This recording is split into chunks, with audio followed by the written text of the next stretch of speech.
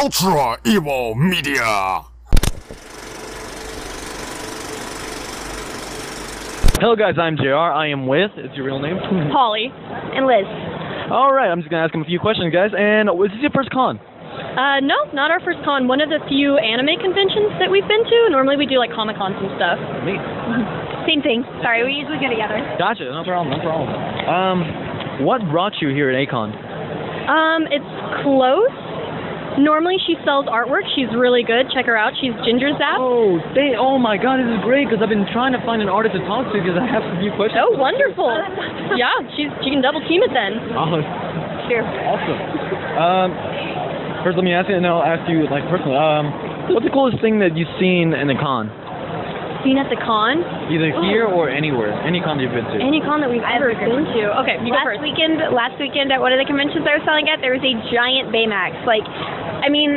Actually blown up as a balloon, and you couldn't see the person inside it. And he was bouncing and doing the little tiny walk thing. Oh, it was like it was the coolest thing I've seen in a really long time. And he was at least 7 or 8 feet tall. Like, he was so big. Man. It was awesome. I wish I could see that. I know. I didn't even get a picture of it. It was so sad. What's your nerdy thing? The thing that you see and you make go crazy for?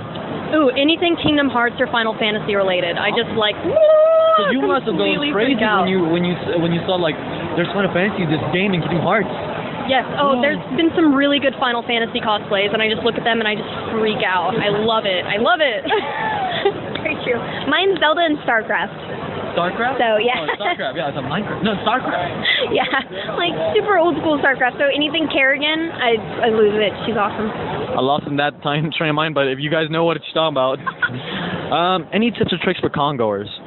Tips and tricks? Like cosplay specific? Or? No, just con goers, then I'll ask you for cosplay. Hand sanitizer. Just kidding. No, she's not kidding. No. Hand sanitizer. Or just wash your hands, guys. Yeah, that let's just go with that. Yeah, awesome. Free registration, always a good thing. Yes. So. And bring lots of water. Stay hydrated. It's nuts how people are like, I can keep going, no problem. There's water fountains everywhere, guys, and there's water bottles that are cheap. It's good. Except for the hotel ones. Don't buy the hotel ones. I made that mistake. I bought like $6 water the other day because I was like, free water, and Liz was like, no, you have to pay for that, and I had already opened it up. Exactly. Just a crack. Oh, no going back now. Like that crack was your like water going. Yeah, exactly. Oh yeah, when I saw that, it was nuts. You get in Australia, it's $9. It's nuts. What's wrong? The water, guys, it's supposed to be free. God damn.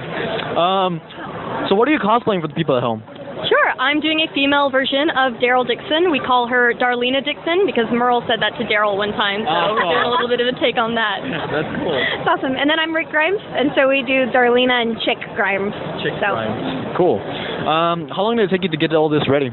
Oh my God, so long. I mean, I'm not sure how I would put it in hours, but we started months ago just trying to get everything. Like, this vest is the vest that they use on the show, so I bought it, went and got it altered, then did the wings. Dude, really? That's the vest they use on the show? Is, yeah, it's from Wilson's Leather, so it's taken quite a while. Wow, that's neat. Long time. I don't even. We started at the same time, and then yesterday we did Agara and Kakashi, and so we did 2 cosplays, like really big cosplays. So it's taken at least 5 or 6 months. But the idea started last year, so. True. We were like, we want to try cosplay this time last year, and these are the only 2 that we've managed to do in that time frame. It's good. No, you did it. That's all right. It doesn't matter. It's like, oh, I have all these minutes. No, it matters that you actually did it. You know, it's awesome. Your favorite cosplay you've done? Oh, well, I haven't done many. I actually, to be honest, I thought it would be this one, but Kakashi, I did a Kakashi yesterday, was a little bit better received, so I'd say that one was funner. Plus, I love Kakashi. And I was about to rip my wig off and show you. I have silver hair right now, so I didn't have to wear a wig for Kakashi, and it was awesome. That must have been neat. It was really cool. Yeah, other than this one, I mean, we just did Gara yesterday, and so, I did Gara yesterday with her Kakashi, and that was really fun, because I had this little board I made, and I got to carry it around. That was pretty fun. Awesome, yeah. Why this character? Why are you portraying the love of this character right now? Oh my God! Well, you said it, because I freaking love him. I started The Walking Dead, and he was a little bit of a dick at first, Daryl. But 3 episodes in, I was like, this guy's secretly got a heart of gold. He just doesn't want you to know it. I mean, he's like the Chuck Norris of archery too. Like, Daryl Dixon is just, he's incredible. I love him. Chuck Norris besides not being lame. But yeah, I understand. I love his character, how he's based in, especially the episode where he fell down, he has a wound, and he's just eating squirrels and all that stuff, carrying. That's so crazy. Yeah. Yeah, I love the idea that it's nature versus nurture for him, because he's been raised as a racist, but he's like, I'm a good guy though. Like I don't hate black people. I don't hate other races. I want to survive and want people to survive around me. And his character grew so much in season 2. A lot of people flack on season 2 because nothing happens, but it's his character growing into like, look how Daryl grows as a character, and it's amazing. I love it. Yeah. And what about you?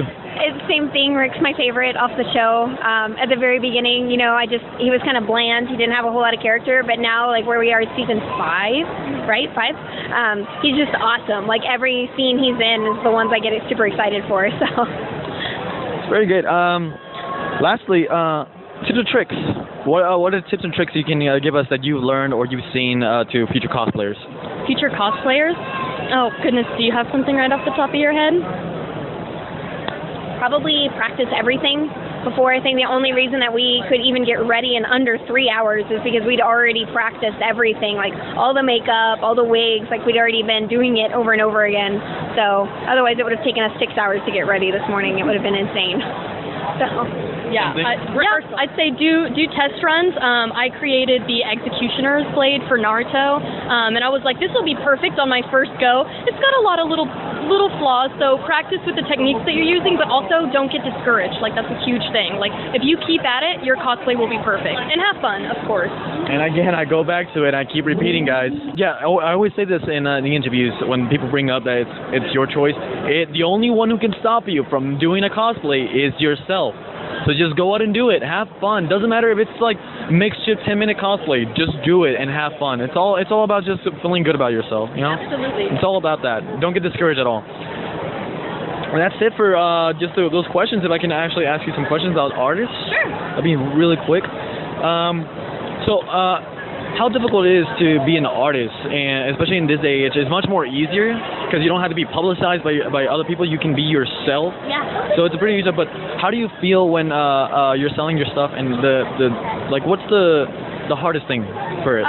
Well, right now I'm actually a digital artist. I grew up traditional, but I switched to digital, and I go back and forth now. So I'd say probably right now the hardest thing is being a digital artist in the Artist Alley, because a lot of people will come up and just be like, oh my god, this is amazing, and then when you tell them it's digital, they just come, oh, like they're disappointed. What? And yeah, and so that's probably the most disheartening part of it. So, but I would say anyone who's looking to be in the Artist Alley, you have to have tough skin. Like, at least one person a day is going to tell you that your art isn't good, but there's 99 other people who are going to tell you it's awesome. So you just have to keep going, because it doesn't matter what they think of your art. So yeah, don't hold that negativity, guys, as a thing. Let's come in a little bit closer. I think we're doing. Don't hold that negativity down there, guys, because like out of that one person, like you said, 99 other people going like, wow, this is amazing. It doesn't even matter if it's digital or not. Like it's beautiful art, because it takes hours. It takes hours. It's amazing. What's the longest thing that you ever drawn? I would say I have a Joel piece, and that one probably took me close to 30, 40 hours. Wow. So yeah, that's probably the longest one I've done, just because it has a lot of detail in it. So that one took quite a while.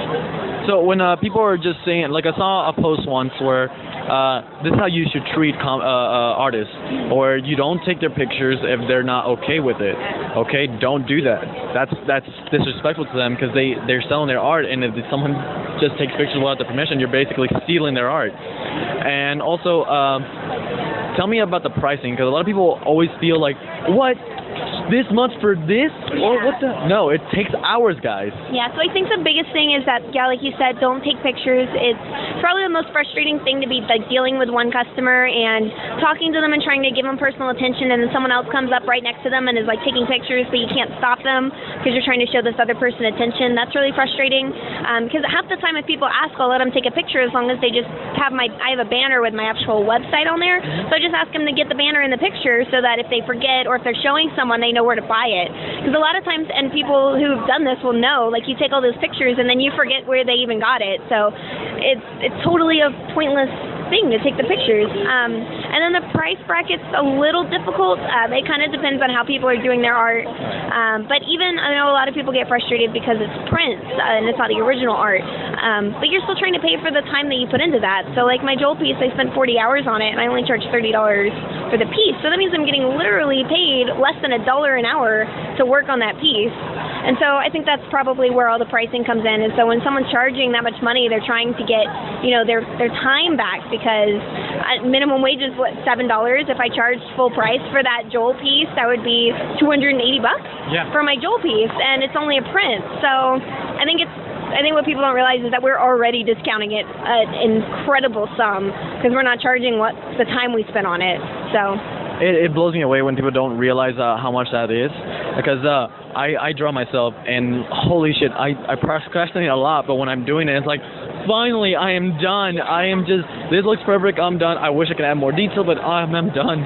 And guys, just seriously, when artists, respect artists, seriously, don't steal the art, especially on the internet. Don't save image and think, credit the artist, because they're the ones that are putting that work, and you're just putting it on Tumblr like for no reason, or anywhere else, and credit the artist every time.